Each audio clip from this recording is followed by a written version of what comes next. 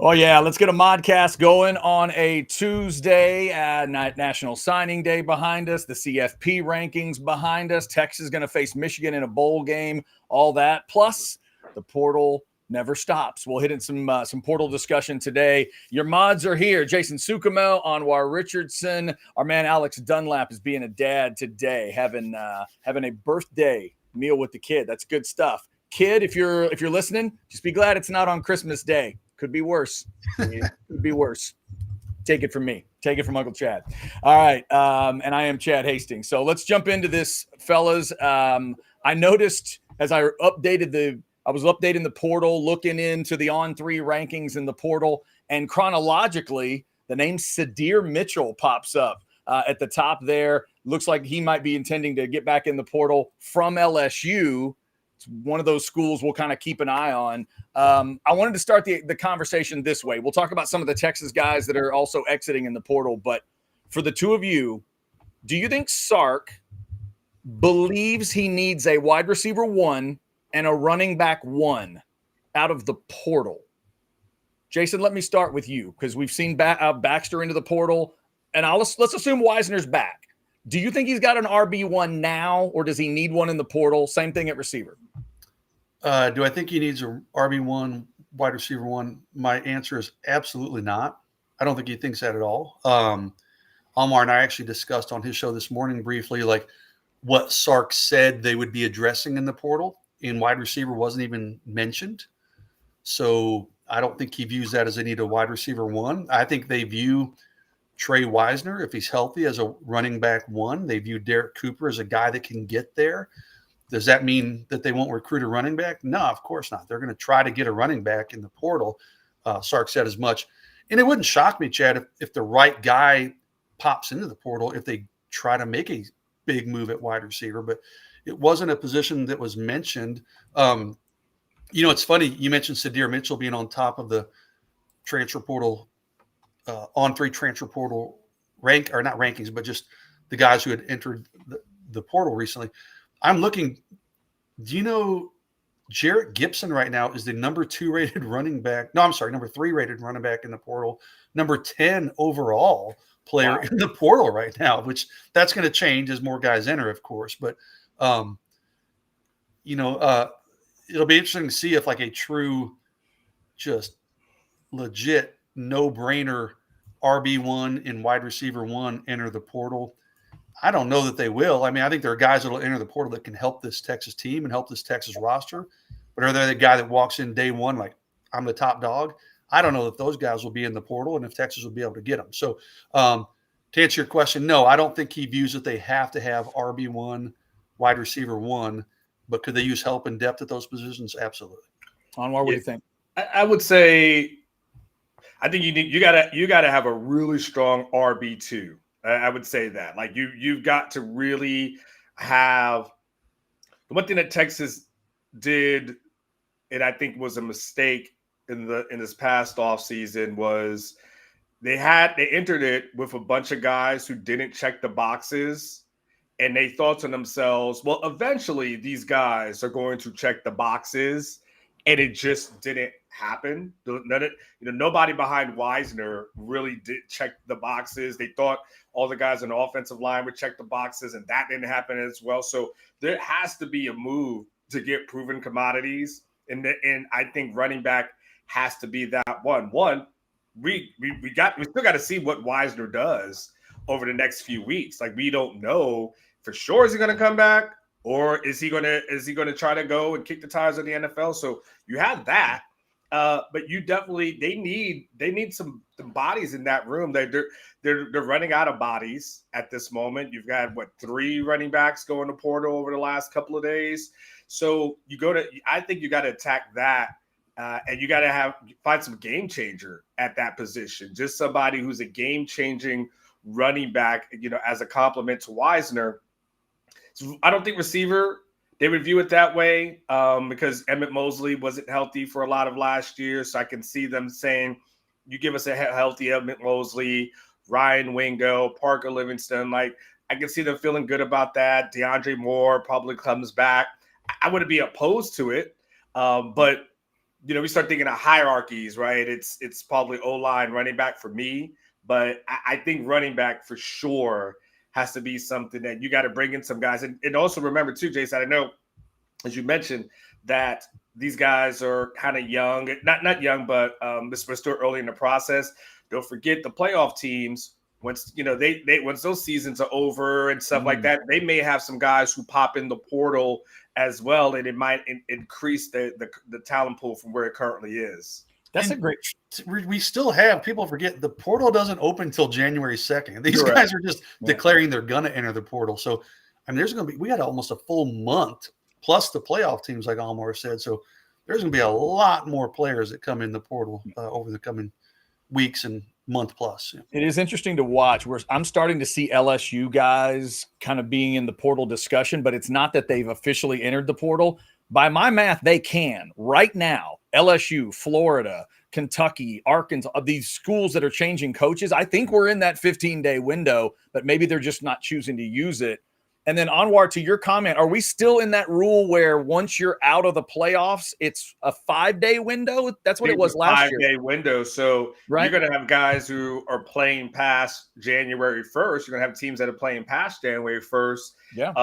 And then you'll be able to get some guys. You think of, what was it, Adonai Mitchell coming out of, Georgia a year or so ago? Like Texas just waited for that season to get over. And then when the season is over, it's like, hey, come on over, right? So and it ended up being a quality guy. So I think that's the other thing. I think what we see now, I don't want to be super disrespectful, but what we're seeing right now, it's kind of the caveat of like, I don't mean to insult you before you insult somebody, right? That's kind of how it always comes. Right. We're seeing the bottom portions of rosters declare for the portal at this moment. You have a couple of guys that might be a star at a smaller school, a G5 school, but from the Power 4 teams, we're really kind of seeing the guys who don't play a lot, the guys who don't contribute a lot, like the guys who were probably not really going to play much at their team. So that's what we're seeing.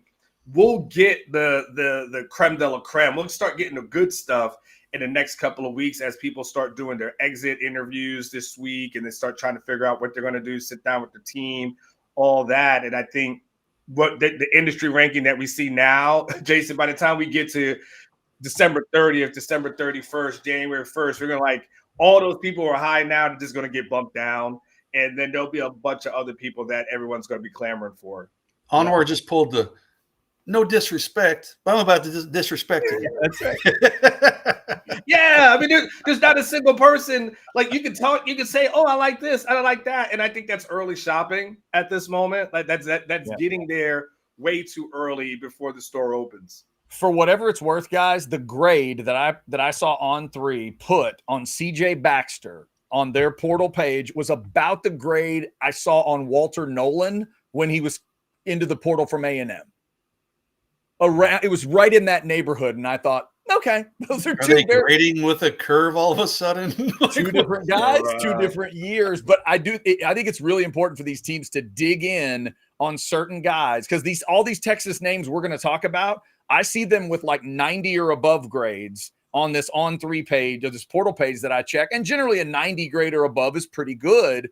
And I think it's just one of those kind of buyer beware type of stuff. Like on are they transferring the high school grades because they don't really have a bunch of college material to look at? Because that can only be the thing. They're carrying it over because at this point, again, these guys, the guys who are leaving Texas at this moment, these are, maybe with the exception of CJ Baxter, aren't guys that were really contributing, nor were they going to contribute. So some of these other guys that you're getting thrown in there, again, unless it's G5 guys, these guys are just guys. You mentioned Sadir Mitchell. I think while you guys were talking, I looked it up. Did he have 1 tackle last season? I didn't even look up the stat. I'm not sure. I'm pretty sure he's credited with 1 solo tackle 1 solo tackle last season. So what's that grade really? But actually, it's 2024 season stats. I don't even know what the hell 2025 is. I don't even see that. So nonetheless, So nonetheless, one in 2024. I see nothing in 2025. Is he a big guy? Sure, but he's you know, Yeah, I think there'll be better options. To that point, Anwar, I saw a guy, a receiver out of Oklahoma State, with a 94 grade. So I looked into his stats: 12 catches in 2024. No stats last year, none. Not one. And somehow Are you sure you're looking at, because I'm looking at the On3 transfer portal. The number one player I see is Nick Marsh, and I'm showing a 91 grade. 91. Okay. See, and I saw Marsh today at like a 95 on something. So maybe on. Yeah, I was wondering about that too, because I'm seeing Nick Marsh and Frazier second, Grant Seagrand. Is that what you're seeing, Jason? Yeah. I don't know if that's their like individual rankings or if that's their composite rankings. I'm not sure. Yeah, and that's the other thing too. To Anwar's point, I think sometimes they'll put a ranking up that might have been what they were coming out of high school, and then they're just trying to put together their idea of their worth as a transfer player. So they're trying to compute, kind of all these numbers. Before we talk about a couple other guys that are leaving Texas in the portal reportedly, guys, I just want to throw the name up. I've been thinking about it. The chat's been thinking about it. If Cam Coleman goes into the portal from Auburn, does Steve Sarkisian start elbowing people out of the way to go after that guy? Is that a guy that's going to be worth all of the squeeze, Jason? You certainly try. He would be probably wide receiver 1 on this team. I look, though, as I look here right now, he had 57 catches, 725 yards this year.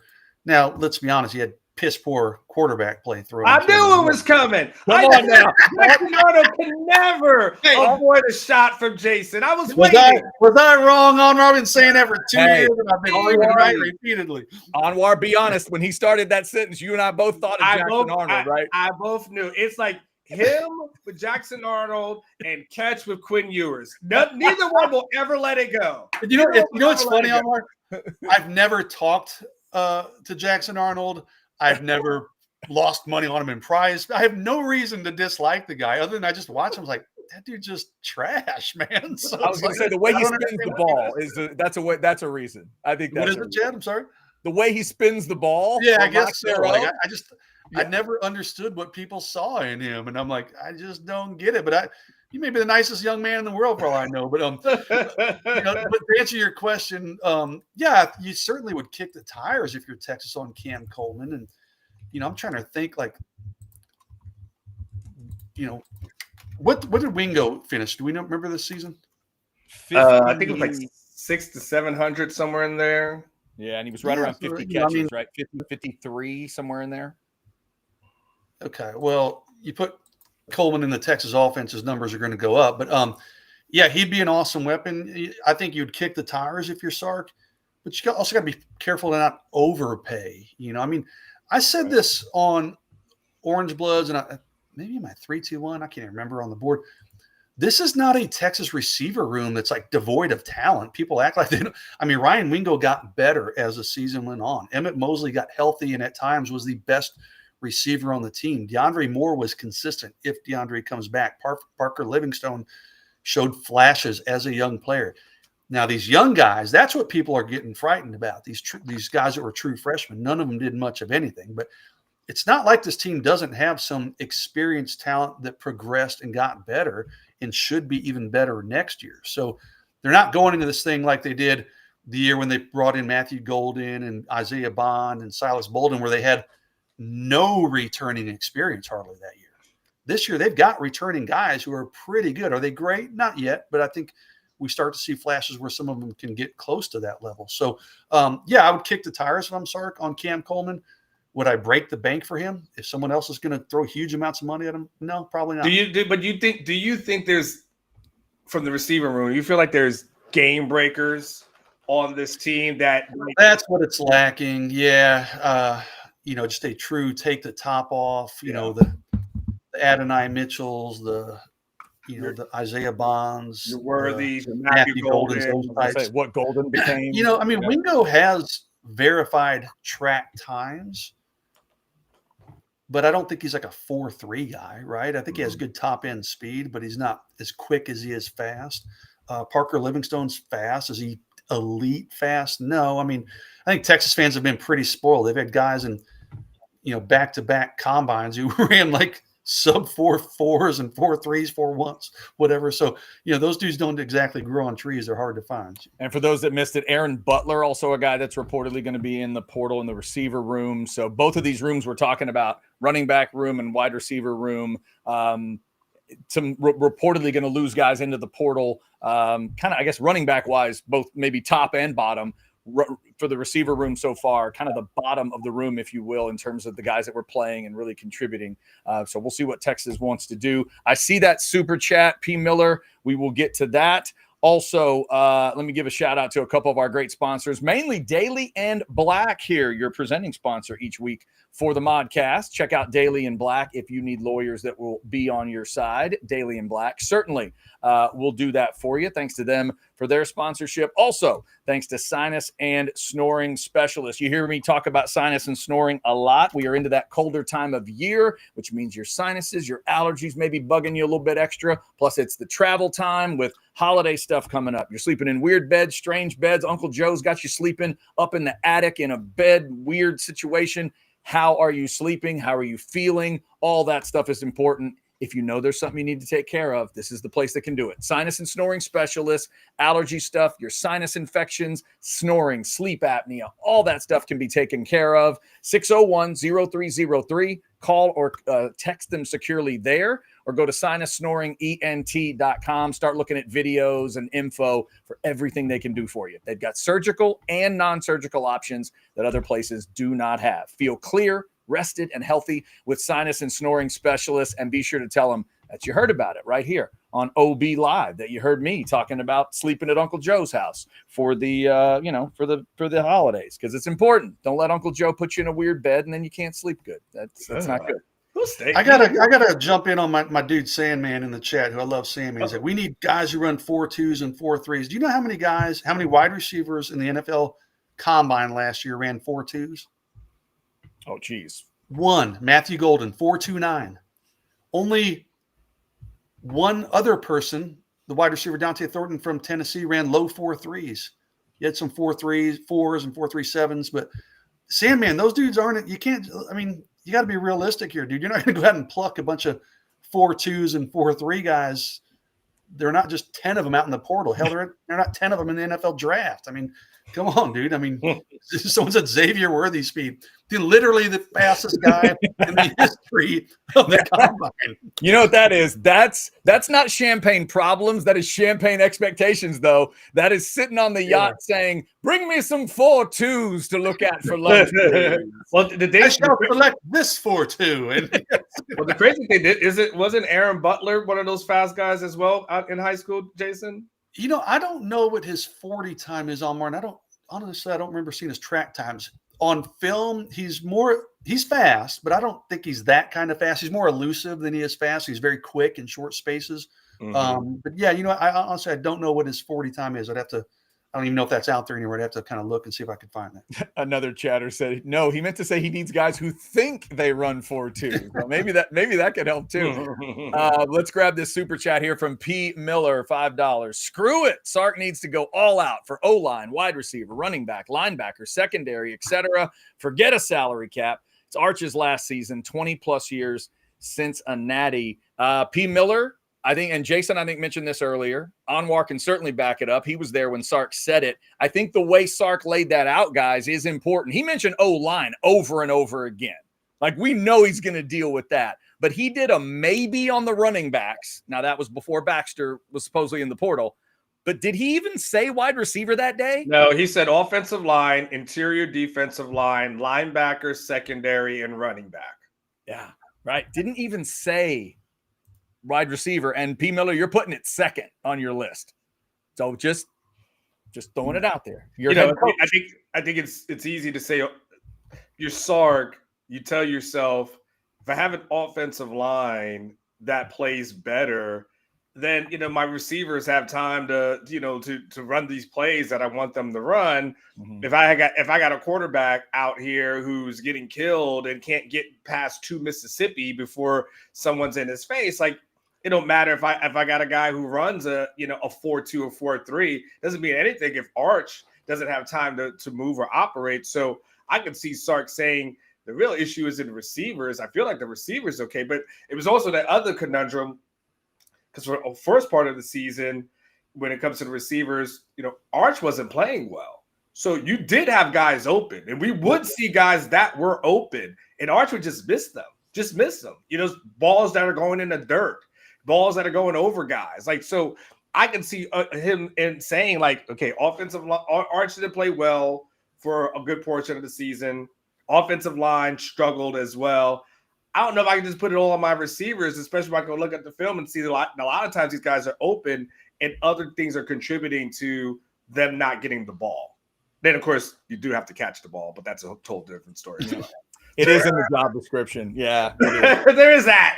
It is that. I'm fascinated, guys. If he ends up going into 26, forget whatever else happens in the portal. But if he goes into 2026 and tells Texas fans we're going to run it back at wide receiver and tight end, I just wonder how that's going to play. I wonder how that's going to play with the fans. Right? If you're not infusing either of those rooms with something. I'll be honest, wide receivers down my priority list in the portal. I'm not saying you don't take one if they're got right guys there. Tight ends a little down my list. To me, it's offensive line, it's kicker, it's punter, it's running back for depth. Because I think you're good with Trey Wisner and Derek Cooper, and then probably linebacker and secondary before I'd go wide receiver, honestly. Okay. By the way, I get it. Wide receiver is a sexy position. I know it. And I know people are going to say wide receiver because that's a sexy position to get. But I think you have other more pressing needs in wide receiver. By the way, I'll give a little love to orangebloods.com and specifically our man Cody Carpentier with this one. Somebody threw in a comment about it says Raleek Brown or Cam Cook. Cam Cook is a name that pops up in the 321. 321 is Jason's article in recruiting. Check that out at orangebloods.com. But Cody just put out a behind the enemy lines article looking at some portal guys. Cam Cook is a running back at Jacksonville State, one of the best at the G5 level, 6 yards a carry, 10 touchdowns. He also takes a look at a lineman at Texas State. Wait, Chad, you left out the most important detail. What's that? Cam Cook is from Round Rock, and Texas offered him out of high school. See there? Stony Point, right? I think that's right. Is it Stony Point? They could have had him, honestly. I think Texas probably could have had him if they really would have pushed, but they offered him but didn't push for the commitment. But so there is, there is some familiarity there. Chad Scott's a new running backs coach. He wasn't the one who offered him, but obviously there's some familiarity with Cam and the Texas program. So that one could work out. Yeah. Woo, so maybe this guy 1,659 yards, 16 touchdowns. Good eye, Cody. You should be a GM. Hey, I hear Aaron Joe's going, Cody. You should apply for that job. Yeah. And by the way, I don't know if he's going to play in their bowl game, fellas, but they play Tuesday the 16th. So a week from today, Troy and Jacksonville State will play a bowl game. If Cam Cook is playing in the bowl, maybe you see him on ESPN. Well, and someone in the chat brings up a good point. He did commit to TCU before he went to Jacksonville State and didn't exactly set the world on fire at TCU. There's a reason he went to Jacksonville State. I'm not going to sit here and pretend I've watched a lot of Cam Cook at Jacksonville State, but he wasn't able to carve out his niche at TCU. So, that's something to be considered as well. Yeah, might be a name to you don't have a gambling addiction right now, Jason, to watch those games. No, but I've been there in the past, Onward. That's a whole other show conversation. If you did, I'm like, Jason, we didn't talk about responsible gaming, okay? Can I tell we got time? Can I tell my funny gambling story? Sure. Go. I'll keep it short. I like to go to Vegas. You guys know that, but I only gamble when I'm in Vegas. I don't go crazy. I'm like $100 here, $100 there. When I was fresh out of college, these online gambling websites were new, and me and my roommates got into it pretty heavily, ran up our credit cards. We were paying these tout services to give you their picks and whatever. Dude, I was making like peanuts, and I was betting $500 a game on that. Well, one of these services said it's our pick of the year, it's our lock of the year. It was like Western San Diego University against Northern New Mexico University. Western San Diego was favored. Basketball, by the way, men's basketball, favored by like 22. I think it was $3,000 I charged on my credit card. Anwar, not only did they not cover the 22, They lost outright. That's when I was like, my gambling days are over. Oh my God. What was the conversation with the wife like? Oh no, this is long before. No. Oh, okay. He didn't have one. He didn't have one, Anwar. Didn't have a girlfriend, didn't have a wife, didn't have a life after that, didn't have much of anything after that. Oh my God. If you guys want to throw us a super chat, feel free. Specs sponsors that super chat. You know, when something like that happens, you just kind of feel like drinking.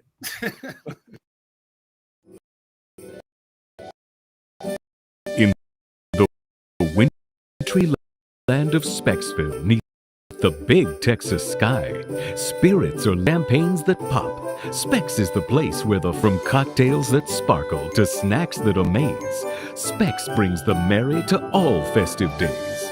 For thousands of ways to spread holiday cheer, come visit Specksville. The fun starts here.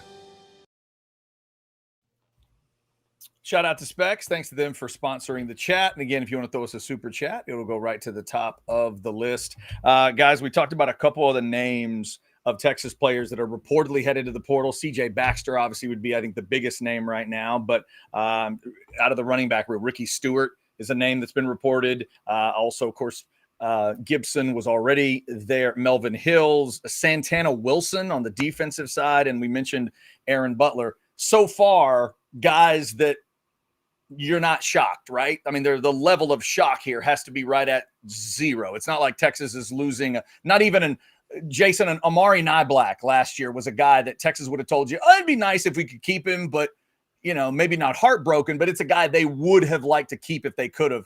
I don't really see any of these guys. Baxter, I guess, if he's healthy, but are you concerned at all by any of these names you're seeing headed to the portal? I'm not even sure they would have fought to keep Nyblack, to be honest with you. But to answer your question, no, Chad, not at all. I mean, Baxter, we all kind of knew and assumed he was going to enter the portal. Did I think he'd be the first guy we'd see? Not necessarily. He's been such a loyal representative for this program. The coaches love him. I thought maybe they would kind of have some conversations, but no, the guys that, aside from Baxter, who was a one-time starter, played some key roles at times, the other guys kind of fit a certain profile. And I mean, they are, like Anwar said, these early portal entries, there's a certain type of player. These guys all fit that mold. Yeah, I think for me, the Baxter thing is interesting. I don't know what the market is for him. I'm sure there'll be people who are interested and wanting to kick the tires, but when you've been injured a couple of times and pretty much most of the years that you've been here at Texas, and you're coming off a season where you don't really look that great. I don't know if this was hey, listen, you might want to get in a portal and there was a nudge kind of there, or was Baxter saying like, I want to go ahead and see what else is better out there. Yeah. Okay. I mean, you can go see that and go and see it. I just don't know what Baxter is as a college running back. To Jason's point, we never really saw that here at Texas. And is that even when it was good, it wasn't anything spectacular. And again, he's a guy that beat out Jonathan Brooks, but Jonathan Brooks ended up being a way better running back than he was. It was a thing when you look back after the end of that season, and Jonathan Brooks, yes, Jason and I talked about earlier, if he doesn't get injured, he's probably the best running back in the country. He might be a first-round pick. And they felt like Baxter was better than that guy. So I've never really seen it, but they had a faith and confidence level of him. He could try somewhere else and see where he's at. I don't think it would get much better for him than Texas, but maybe he felt like the writing is on the wall and it's time for him to move on. You might think, Almar, you pose a good question. Was it like, hey, you might want to go try your luck elsewhere? Or did Baxter just say, hey, guys, I'm out? And this is pure speculation. I don't have any evidence to report this or to back this, but like, if he was going to come back to Texas, and I'm sure they would have welcomed him because he's such a good locker room guy and a high character guy. He's got talent. Okay, we know that. But he probably would have had to come at a very low cost, right? Yes.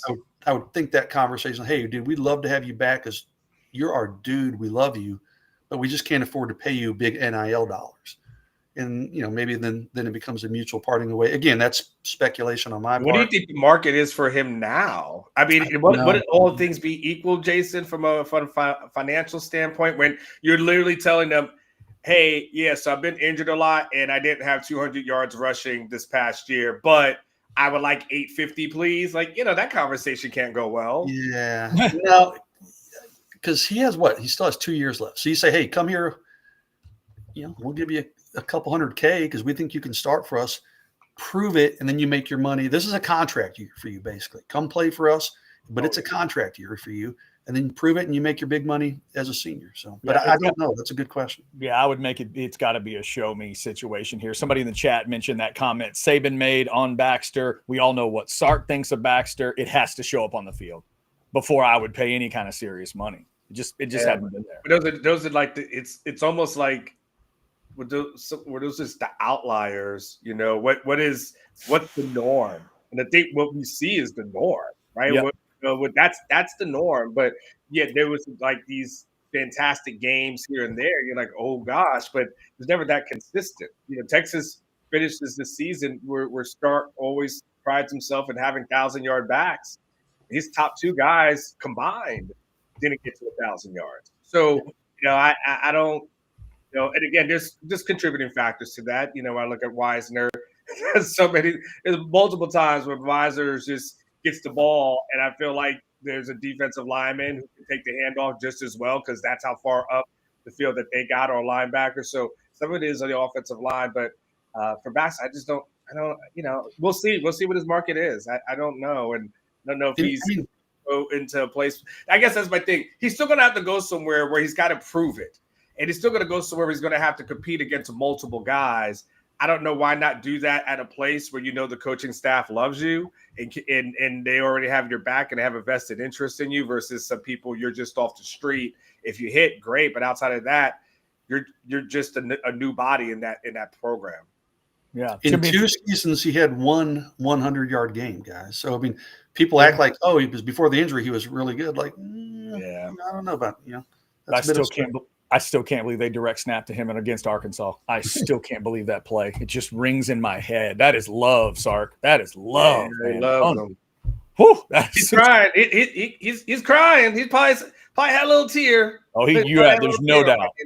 There is no doubt. All right, rolling through a modcast here on a Tuesday. Let me give you an idea here. If you're looking for a steak, Jason and I were talking about steak earlier before when the show wrapped up. If you're looking for a steak in a casual environment, that's my favorite kind of steakhouse. I don't like stuffy steakhouses that tell me they have a dress code. No, man. I'll go to Buda. I'll go to Taste on Main. I'll have a badass steak, a great drink in a wonderfully casual environment. Hell, there's a picture of Sam Elliott from Lebowski on the wall. That's how classy this place is. They got an inside bar area, the outside treehouse bar area. It's a great place to hang. The steaks, they only do East Coast oysters if you're an oyster person as well. They do that homemade lasagna that I've showed you on Monday nights. They do drink specials from time to time. Definitely follow them on social media at Taste on Main, and they'll get you all those details. Right there on Main Street, downtown Buda, free parking right nearby as well, so you don't have to worry about a parking hassle. Tell them you heard about it on Orange Bloods Live. Go have you one of those great steaks at Taste on Main. Where do you say the oysters are from? East Coast. East Coast. Okay. Only East Coast. Okay, apparently, I'm not an oyster snob myself, Anwar. Apparently, East Coast oysters are the way to go. They only do East Coast oysters. Okay. All right. No, my girl's into that stuff. I'm going to ask her. There you go. Good stuff. All right, let's grab those super chat that came in real quick from Ton Dog. Are we looking for an O lineman for a 1-year rental? They're looking for all kinds of O linemen, aren't they? Ton Dog, you got somebody in mind? You an agent or something? Yeah, right. Hey, what do you need? Yes, you better get the top that you can get. I mean, more than one, right? Yeah, I mean, you 1 year, 2 year, whatever you got.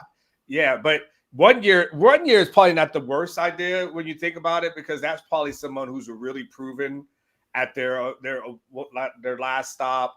Maybe they thought about going pro. They're just going to go ahead and get a pay bump and then do it. But yeah, I would say for Arch's last year on campus, I would say you probably should go ahead and get whoever the hell can block for him But it's a bad situation. I've said this before. One of the things I'm going to write in the future, there's going to be a must-win factor that goes into 2026. Like Texas has missed the playoffs. It is what it is. But the barometer of success. And I hear Sark saying, according to who, the barometer of success around here is you got to make the playoffs, especially when it's 12 teams. Like it's 4 teams, you can kind of tell yourself, certain things. 12 teams, you got to make it. You miss it this year. Okay, everyone's like, all right, okay, things happen. Blame the committee, blame some other things, the scheduling, so on and so forth. But when we go to 2026, you got to make it. You just have to. Like, there's no choice about this. Like, because if you do it in back-to-back years, it's going to become a thing. So whatever offensive lineman you can get, especially if you go 2 years or how many years of 2 years of Arch as a starter and you don't make the playoffs either year, that's going to be viewed as a colossal failure. So whatever and whoever you can get, 1 year, 6 months, I don't give a damn. You better go get them. Anwar, I think he needs to take 2 images, put them next to each other, and convince his team they can go from one to the other. He needs to put up the image of a coach getting the Cheez-Its poured on him, because that's coming if they win. But he needs to convince them that they can turn that from Cheez-Its falling to confetti falling. He needs to get those 2 images in their brain. It's like, fellas, this is what y'all are going to pour on me when we beat Michigan. This is what we're looking for. This is the goal. Because to your point, Anwar, you can't do that. You can't do it again. You can't go to a bowl sponsored by Cheez-It twice. Is that really a thing, Chad? Dumping Cheez-Its on the coach? He keeps saying this. He keeps. I gotta find the video of this. Are you contractually obligated? Because otherwise, Texas better not do that. Contractually obligated, I'm not sure, but we all know we've seen the Duke's Mayo Bowl. That thing's a disgrace. And then there's the Pop-Tart one, which is a little strange, but that's got to do with the logo. Y'all go double check me. But that every year they've had that Cheez-It sponsorship. Instead of dunking Gatorade, they dump Cheez-Its on the coach. I don't think Texas should do anything. With all due respect, it'll be a nice win against Michigan, but it's a bowl game. You're not in the college football playoff. No, just celebrate, shake hands, hug it out. But I don't think they should be dumping Gatorade, and you're not winning the Super Bowl, guys. Yeah. Hopefully they can avoid it. Maybe it's not in the contract. That's a good point, Jason. Maybe they can do a little addendum. And Michigan would probably say that too. Like, hey man, we're Michigan. We'll be in your Cheez-It Bowl. We're not going to dump Cheez-Its on Sharon Moore. I'm watching one from Miami, Oklahoma State. I see guys just eating big bowls of Cheez-Its after the game now. So maybe that's not as bad. Okay, I can live with that. They're handing around. This is crazy. No, it's still whatever this is. This is crazy. Hold on. Okay, good. Hopefully, maybe that's just it. Maybe it's product placement. Maybe I see a big bowl of Cheez-Its being dumped on a coach. No. Yeah, no, that's what I thought. I think I've seen that before. So be careful. I'm just saying, be careful, Sark. Double check on that. My daughter's the one who want to go stay on that sideline. My 14-year-old, that girl loves her some Cheez-Its. So, and I love Cheez-Its now. I mean, it's good stuff. Hold on. You better hope they don't ever make a chicken and a biscuit. Chad, see, right? Oh, wow, yeah, that's Dabo. That's Dabo, kids. It's Dabo. They dumped it. They dumped Cheez-Its on Dabo. Right? I mean, come on. Oh God. No, I don't want to see that. I do not. No. I'm with Jason. I will be a snob at that point. Texas, you are above this. You think Oklahoma fans give you a hard time or A&M fans give you a hard time? Dump a big Gatorade thing of Cheez-Its on your coach to celebrate it after 2 straight playoff appearances. No, you won't live that down. Don't do it. Don't do it. That's why I'm saying if it's contractually obligated, if the players get into that, that's what he needs to convince this team of. Hey, we're working towards confetti. Next year, it's about confetti falling, not anything else falling. That's what it needs to do. Such for that cleanup crew, doesn't it, right? That's all the people that step on all those Cheez-Its on the ground. And, man, that they got to get that big old – take a pack of dogs out there, Almer, like go to town. Clean it up. These birds come in and hopefully they eat that. And that's a horrible cleanup for somebody. These bowl games, man. Mystery suspense, $5. Does Sark understand that most fans view this season as a massive disappointment? Mystery suspense, I think the answer is yes. Even though he said I still can't believe he used the word great, but I don't believe deep in his soul. According I don't think he doesn't think it's great. As Sark would say, according to who? Right. when he was asked about that being the disappointment of Kurt Bowles. I mean, no matter what, I mean, like I said, the standard's the standard. You can't make the playoffs for 2 straight years, miss it, and then act like you've done something. Like, is it a massive disappointment though? Is that? It's a disappointment. Massive would probably be like 7 wins, right? Yeah, that's kind of where I guess it all depends on how. I guess the fan could tell us if the fan says that the bar was the playoff, and anything other than that is a massive disappointment to them. I don't know. The word was probably, honestly, like the national championship game was the bar coming into the season. It wasn't just make the playoffs.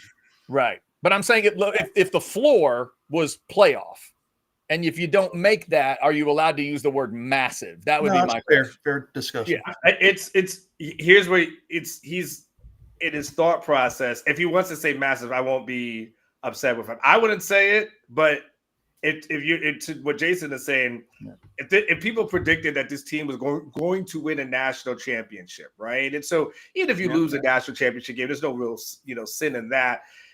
Right. The bar should have been the semifinals. That to me was the bar. Like, you've been to the semifinals 2 straight years. You got to get back to that. If we're talking about the Cheez-It Bowl, it's pretty damn disappointing, know. Now and saying like you get to 10 wins, I mean that's cool. I mean it's not what anybody else is talking about. There's other teams that got to 10 wins during the regular season as well. Yeah, it's a disappointment. I wouldn't have made it all the way. I wouldn't have said it had to go all the way back to Final Four. I would have said make the playoff and live up to your seed, whatever that means. And they didn't do that. You can figure out if you want to go massive or not. I see that $10 super chat. Mars, we will get to that. Anwar, I know you need to go run. You need to run, so we will thank you for your contribution. Anything else you want to throw in before you exit? I will never look at Cheez-Its the same again. When I go to HEB, I'm going to be looking at this. I'm like, I wonder if I should dunk this on someone. Thank you, Anwar. Have a good one, man. That's Anwar Richardson from orangebloods.com. We will wrap up with me and Jason and a super chat. And look, I know y'all think sometimes that I'm just a crazy dude that sits in front of helmets and I notice the dumb stuff. But I do. I noticed the weird details of this sport, and the Cheez-It thing popped into my head as soon as I saw it. I'm like, oh my God, they're going to pour Cheez-Its on Sark. He does need to double check that. As a guy who buys a shit ton of Cheez-Its and Goldfish and chips for my kids, those things ain't expensive. So Anwar better not go be buying Cheez-Its to dump on people's heads, because trust me, those things, they're not cheap. They're not cheap? Okay. Yeah, they're not cheap. Yeah, excuse me. Yeah. That's funny. All right, we got a $10 super chat here from Mars. Sark, the players and the fans know it was not a great season. Why do we get wrapped up on coach speak? Can we move on from this? Mars, I would agree with you on a certain level. Jason, I think he needs a little more Saban in those moments. He needs to inject a little Nick Saban in those moments, and he doesn't. Yeah, listen, I mean, he's at a press conference. What do you expect him to say? I mean, Sark's not going to admit it. Yeah, this season's been disappointing. It kind of sucked to go through what we've gone through. But I would have a hard time believing that internally Sark's not saying, yeah, this was disappointing. We didn't, meet up to the expectations we had set preseason. So, but you got to remember, guys, it's coach speak to a degree. It's a press conference setting. I mean, you're not going to get, from the heart answers in those situations necessarily. Yeah, he could even go with there's nothing wrong with the word disappointment. He could even put it on the committee. He could say, look, it's a disappointing result because we thought we were good enough to be in the playoff. He could even do that if he wanted to. And therefore, it's a disappointment. You can't use the word great. It's just, I would not use that word. This fan base is not, and they clearly are not accepting that idea. No, I don't think anybody's accepting it was did he say it was a great season? I guess I missed the quote. Yeah, he said it was a great season, and then as he was describing, great season in that, like, hey, you really enjoyed your time with the team and the character of this team, fine, but great in terms of the outcomes on the field, no, not at all. Right. I think he might have mentioned the wins against the 3 rivals. That is a historic thing. We talked about that, but you can't just lean on that one. That's going to be tough. All right. Before we wrap up here, if you want to throw us an extra super chat, we will grab that. Also, one more of our great partners to thank, and it is the good folks at AV Consultations. Holiday time. If you need a great new setup, this is the place that can do it. Remember, if you visit Pluckers or Cover 3 over the holidays, they set up all their stuff too. You might see them in these pictures. Check them out. Hi, this is Tom McKay, owner of Audiovisual Consultations, and all of us at Audiovisual would like to wish you and your family a happy holiday season. This time of year can get a little hectic, so we want to remind you to relax, enjoy the season with your family and friends, and give us a call at 512-255-8678 for all of your home entertainment needs. This is my favorite time of the year. I love the holidays, the music, the decorations, the presents, the whole darn thing. So this year I'm asking all you listeners to help make this a special holiday for everyone. Smiles are contagious and free, so let's give them away like the government gives away your money. Let's high-five strangers on the street, hold the door for people behind us, tip your servers more than they've ever been tipped before. Give to a charity, or hell, give to a bunch of charities. If someone does a good job, tell them they did a good job. Pat someone on the butt. Sing in public places just because it feels good. And as always, hug your kids until they beg you to stop. Watch some games with your friends and make love to your wife or your husband. I know there's some women listening too. You can still give us a call at 512-255-8678 if you'd like to get some cool electronics, but more importantly, have a great holiday season and a friggin' awesome next year. All right. Thank you guys for jumping in the chat today. We got, we got that one, the last $10 one. Jason, before we get out of here, 2 quick questions for you. I know you're more of an old school fan, kind of like I am. Would you have said no to the bowl game against Michigan, or do you agree and play the game? Yeah, I play the game. I don't like the look of, if you're having a coaching change, maybe you can use that as an excuse. I don't like the look of Notre Dame, since it looks to me like they're pouting by not playing. So, no, I think Texas is doing the right thing. Yeah, I did enjoy some of the AI stuff I've seen where people are changing the graphic and the Notre Dame players up against the wall and the sign says opt out like a champion today. Play like a champion unless you get excluded from the bowl game. Then quit. Oh, God, that was funny. And the other one is back to the Notre Dame discussion. For you, in terms of what the committee had to deal with, do you think among those 3 teams they made the right choice? Would you have done what they did in the final ranking in terms of Miami, Bama, Notre Dame? No, I don't think they do. I think Notre Dame deserves to be in. I get it. Miami beat them. It was week 1. It was a 3-point win. Notre Dame has played better football than Miami since then. I think Notre Dame got screwed. I do. They were ahead the week before. What changed? Neither team played. So, no, I think Notre Dame deserved to be in ahead of Miami. I do. Yeah, Burn Orange, we'll get to your super chat here. The one quick thing I would say, Jason, and I put it in my 2%er post this week on orangebloods.com, I don't understand how they didn't see the most obvious thing in front of them. Those 2 teams were sitting at 10 and 12 last week, right? Notre Dame, Miami, and they didn't play. And for weeks, they had told us they thought Notre Dame was better. I agree with them. I agree. Let's be clear. I root for A&M. I'm glad they're playing Miami instead of Notre Dame. What does that tell everybody? So I think they're a better team. Jason, all they had to do after Bama got beat by 3 touchdowns, all they had to do was flip them back, let Notre Dame sit at 9, then bring Texas up to 11, push Miami to like 12. You push BYU past both those teams. You could have had them at 9 and 12. And the whole time you've been saying, there's no discussion. If there was no discussion at 10 and 12, of course you don't have to discuss it at 9 and 12. It would have been so simple. Send the Irish to Norman. Send the Tide to College Station. Don't kick them out, but punish them because they just got dog stomped. Pardon the pun. It was so easy. And I told them last week, Jason, and y'all laughed at me for the idea. I told them move Texas up to give them a team to use. Not that they were ever going to put Texas in. I think they should have, but they weren't. But use Texas as a gap team so that you don't have to argue about the head-to-head. I just don't understand why their logic failed them the very last week. I don't get it. There's no justification. You should have had Miami above Notre Dame 2 weeks ago then. I mean, nothing's changed. Notre Dame has played good football. People can point to their schedule, but dude, they've won 10 games in a row, and they've beaten the crap out of these teams that they should beat the crap out of. So they're playing better football than Miami. Yeah. And I think, Jason, Vegas would also agree with me. If what I've read is correct, Vegas would have Notre Dame favored over a lot of playoff teams. If certainly they played I bet over Miami too. Yeah. Now, would they be favored in College Station to win? I'm not sure. But right now I'm seeing like A&M by 4 or 5. I bet you it'd be different if it was the Irish. I bet you that's a different line.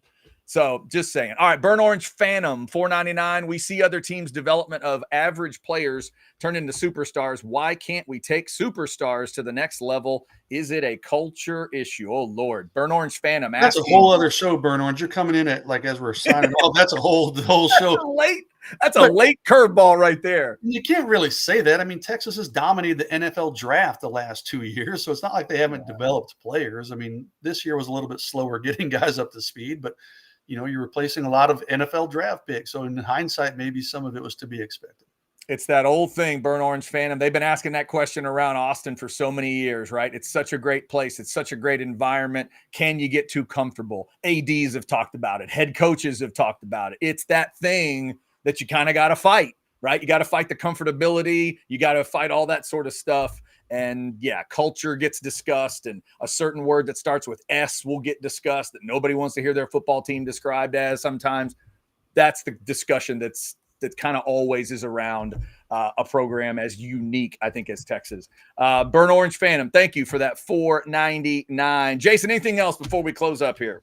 Nope, I am good, brother. I'm fixated on what I'm eating for lunch after this. Yeah, I made you hungry talking about Taste on Main and steak. So every week that makes me hungry. Yeah, there you go. Thank you. That's my kind of steakhouse too. Like you said, I don't need all the fancy stuff.